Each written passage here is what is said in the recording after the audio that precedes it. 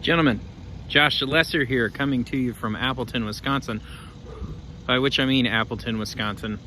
It's in the low double digits, if not the single digits. Anyway, I want to talk to you a little bit about leadership, and I never thought I'd be in one of these guy holds the camera and walks around saying things videos, so I'm kind of excited.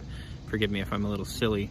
Anyway, Hebrews 11 is what comes to mind when I think of leadership. And it's one of those things like, if you say Hebrews 11 and you call it the Hall of Faith, I will headbutt you in the throat. It's been said so many times that joke is played out. Let's not do it anymore.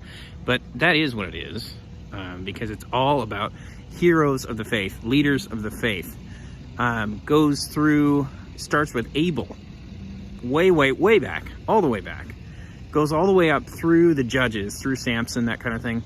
And Paul is talking about what it means to live the life of faith and to be a leader.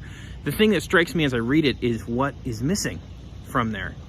Hebrews 11 covers thousands and thousands and thousands of years. There are hundreds and hundreds of years, centuries between each one of these guys. And these aren't the only guys of faith. And so that's what's kind of interesting. There's certainly all kinds of people of faith, men and women of faith, all through the history of Israel, all through the history of the church, and they're left out. And it brings to mind one of these quotes that I've read from the Count of, what the heck, where was he from? I can't remember, I'm sorry. But his quote, he says, "Live, preach the gospel, and be forgotten. Live, preach the gospel, and be forgotten," from the Count of Zinzendorf. What does that mean to you? Does that mean that you live with a certain amount of purpose to the point that your own glory and your own ego stroking is gone? Do we live like that?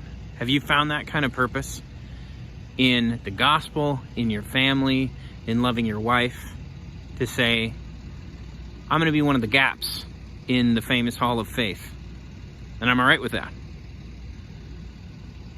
I'm okay with that. I don't have to be recorded and remembered. I have to live with faith in the moment I've been given. Something to think about. Hard for me. I was a pastor of a small church, and just through a bunch of circumstances, I'm not in the church as a pastor anymore. And it's difficult for me because every time I've met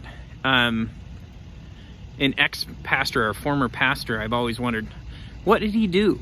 Or what did she do? What did they screw up? Not really anything to say about that, even in our circumstances. It's interesting though, but every time I put somebody in a box, I always end up in it myself. So maybe I did end up in it this time, who knows? But I am in a place where I'm kind of preach the gospel in that formal sense and be forgotten. And I have to live out to see if I really believe that. But to me, my whole experience has been that preaching the gospel and living the gospel and making an impact for the gospel has a lot more to do with what goes on with a lot more to do than with what goes on in the pulpit. There's a lot more to it. Anyway, those are my thoughts. It's cold. I'm going inside.